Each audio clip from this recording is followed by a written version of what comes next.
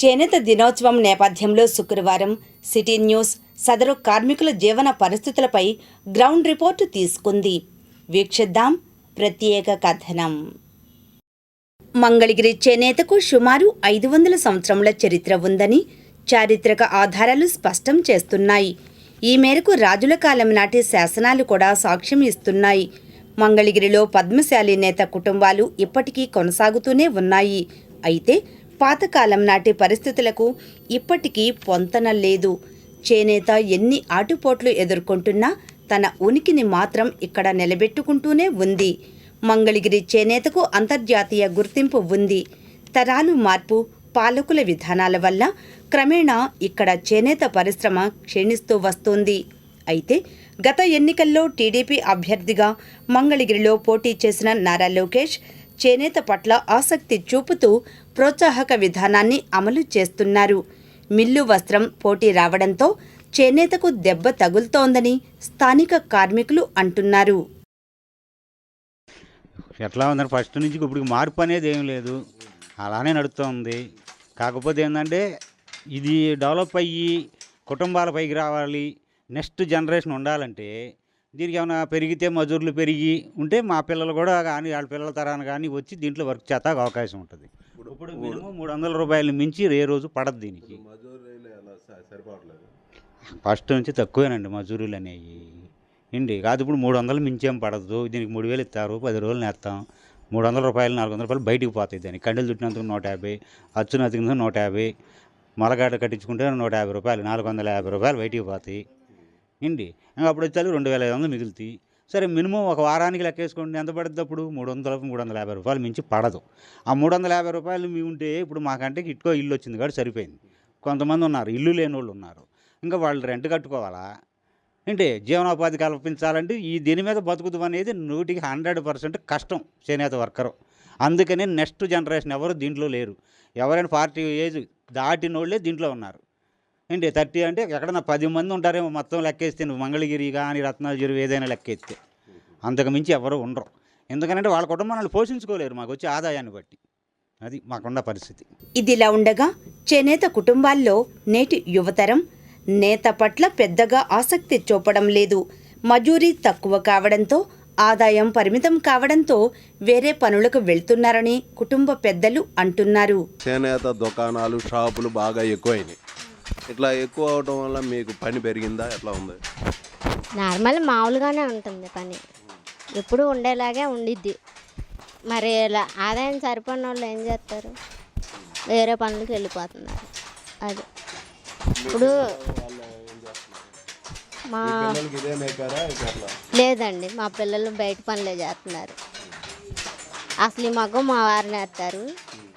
ఇక ఆయన బయటికి వెళ్ళినప్పుడు ఏదన్నా పనికి వెళ్ళినప్పుడు నేను నేస్తాను. పరిస్థితి ఏం బాగలేదండి. ఇప్పుడు బియ్యం రేట్లు విపరీతంగా పెరిగిపోయినాయి. మనం చేసే ఈ కూలి కూడా అంతంత మాత్రమే. మా పడితే ఎంత పడిద్ది, రోజుకు 280-300 లోపు పడిద్ది, అంతకంటే ఏం పడదు.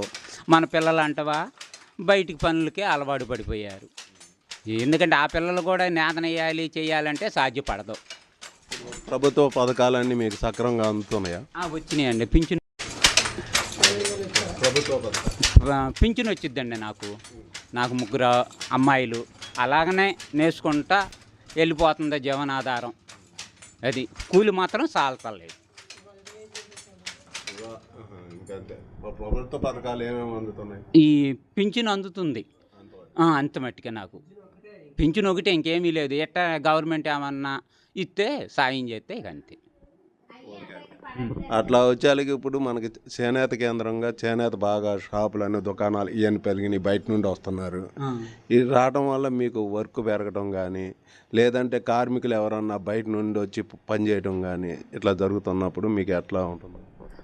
అంటే వాళ్ళది అంటే ఇది చేనేత మొగ్గం కదా, దీని మీద నడుచుకుంటూ వెళ్ళిపోతుంది. వాళ్ళు వచ్చినా మనకు ఉపయోగం ఏమీ లేదు. కొట్లు షాపులు అంటే బయట తెచ్చుకొని అమ్ముకుంటున్నారు, బయట నుంచి కొనుక్కుంటున్నారు.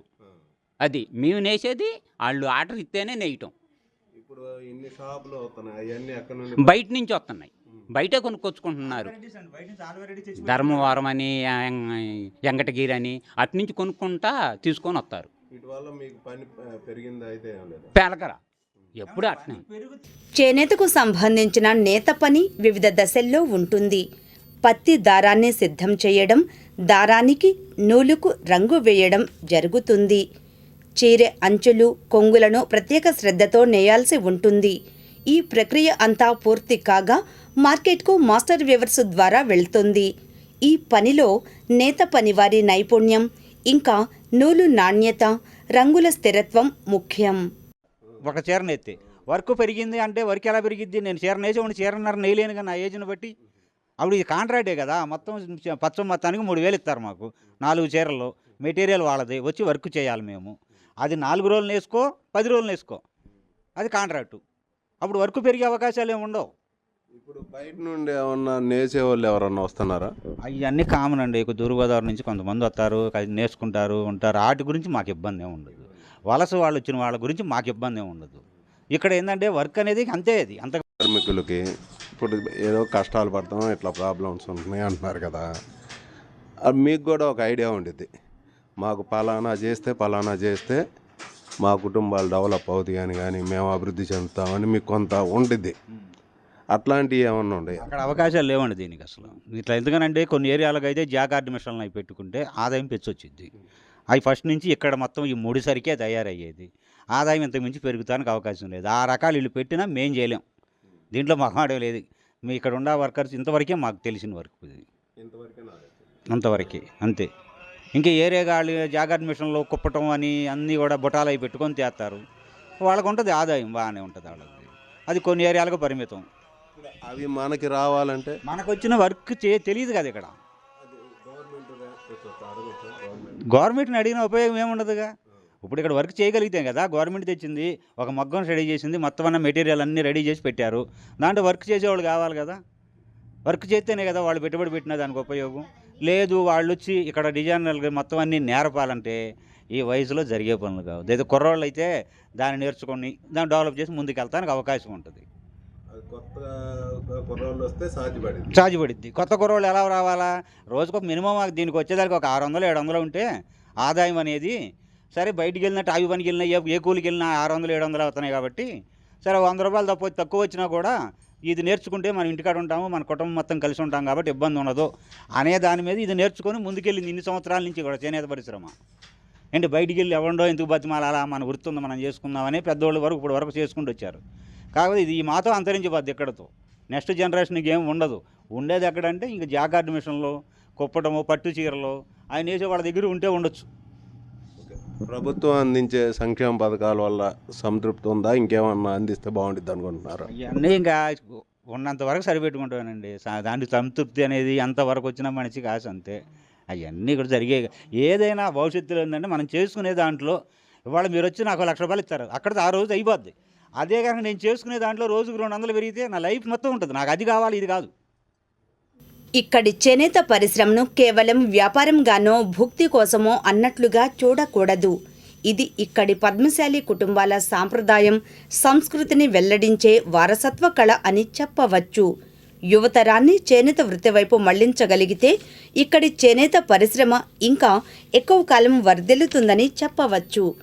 ఆ దిశగా చేనేత సంఘాలు, పాలక వర్గాలు కృషి చేయాల్సి ఉంది.